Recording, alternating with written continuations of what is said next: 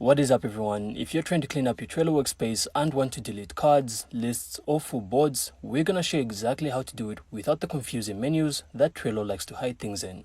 So let's start with the cards, because that's what most people want to remove. So simply open the card you want to delete, then look to the right hand side, and you'll then be able to see the archive option. So Trello doesn't let you delete the card straight away. You have to archive it first. So once it's archived, a new delete button will then appear. So simply tap it, confirm it, and the card will be gone for good.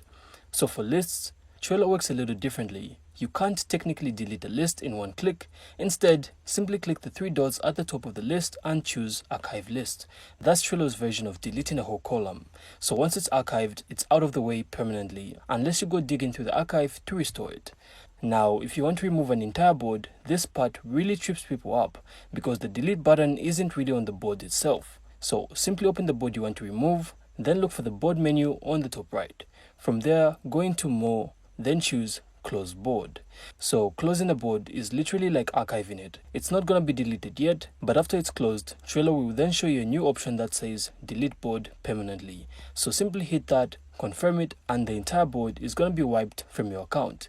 So just remember, deleted boards and cards can be recovered, so just make sure you don't need anything before confirming.